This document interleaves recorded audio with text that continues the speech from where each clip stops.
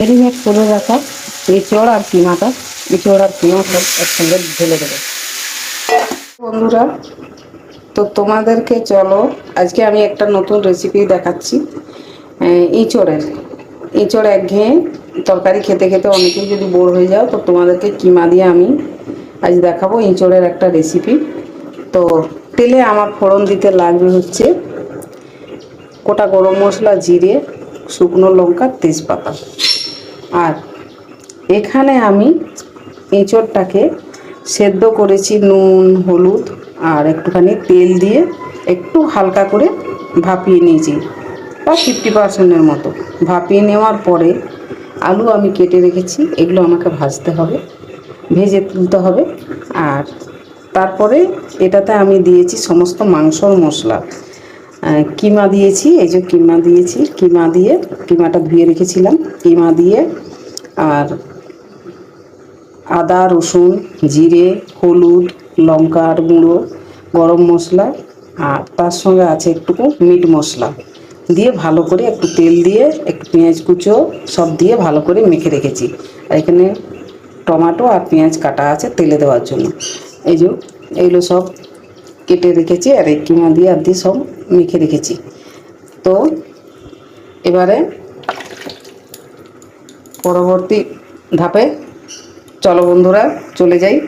তো বন্ধুরা, এবার চলে এলাম, কড়াই খানিকটা সরষের তেল দিয়ে দিয়েছি, কারণ আমাকে আলুগুলো ভেজে তুলতে হবে, একটুকু আলুগুলো ভাজতে হবে, ভেজে তুলতে হবে। তেলটা গরম হয়ে এসছে, আলুটা একটু ভেজে নেব।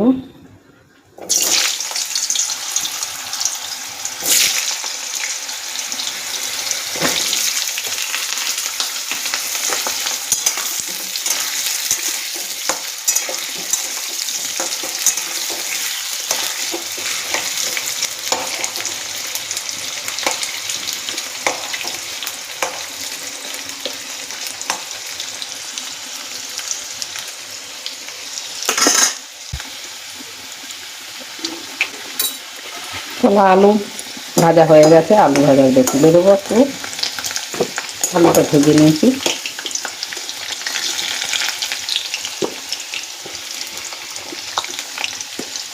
তুলে নেব।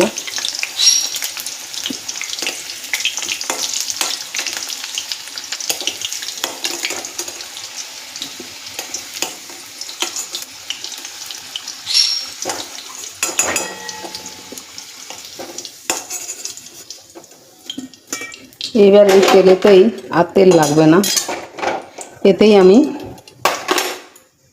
মশলাগুলো দিয়ে দেবো, সব এক এক করে সব মশলাগুলো ঢেলে দিলাম। একটুখানি নেড়ে নিয়ে পেঁয়াজটা ছেড়ে দিলাম, থাকতে গন্ধটা বেরোনোর সময় পেঁয়াজটা ছেড়ে দিলাম।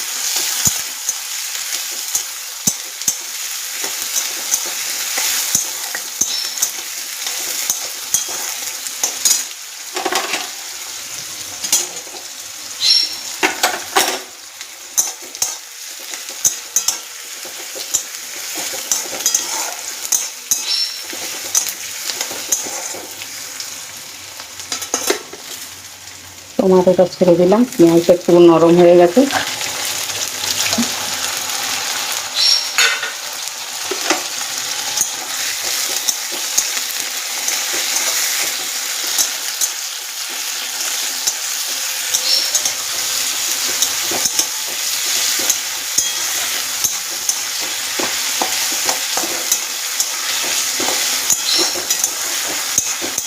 বাস, এটা একটু ভালো করে নেড়ে নিয়ে এতে আমি ম্যারিনেট করে রাখা এঁচড় আর কিমাটা, এঁচড় আর কিমা সব একসঙ্গে ঢেলে দেবো। সামান্য একটু এটা মশলাটা জল দিয়ে ধুয়ে দিয়ে দিলাম, দিয়ে দিলাম। এবার এটা আমি গ্যাসটা মিডিয়ামে রেখে সুন্দর করে কষবো।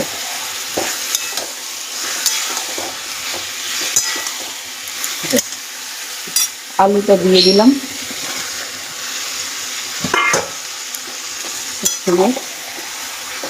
ভাজা আলুটা দিয়ে সব আমি একসঙ্গে গ্যাসটা হয়তো একটু লো ফ্লেমে করে দেবো, লো করে দিয়ে একটুখানি ভালো করে আগে মাখিয়ে নিই, সব নিয়ে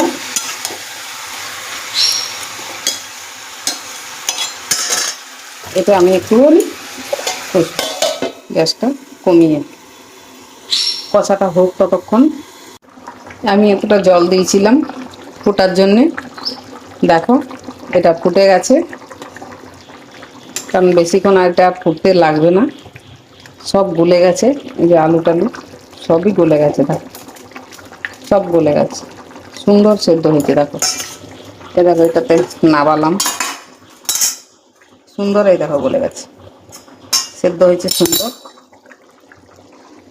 সব সেদ্ধ হয়ে গেছে। এটাকে নাবিয়ে দিতে হবে। এবার এটা সামান্য একটুখানি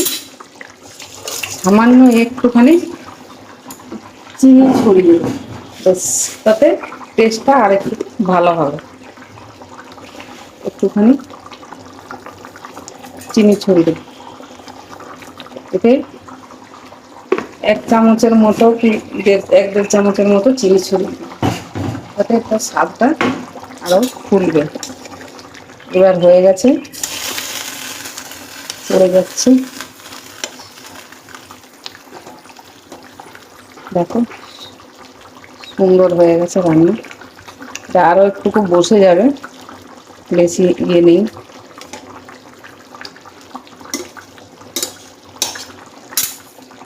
নাবিয়ে দেবো এবার এটাকে আমি।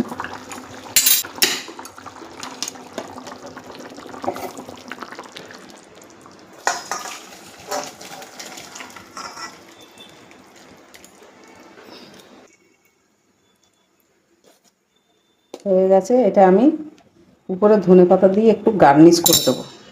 দেখো কালারটা দেখো সুন্দর হয়েছে, একটু ধনেপাতা দিয়ে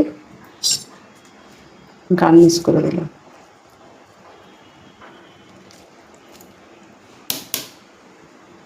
বেশ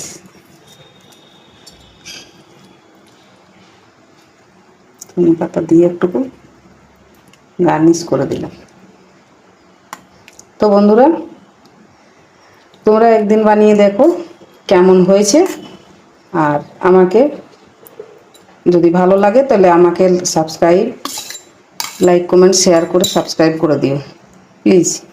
একটুখানি সবাই বন্ধুরা বানিয়ে দেখে নিও। Tata, bye bye.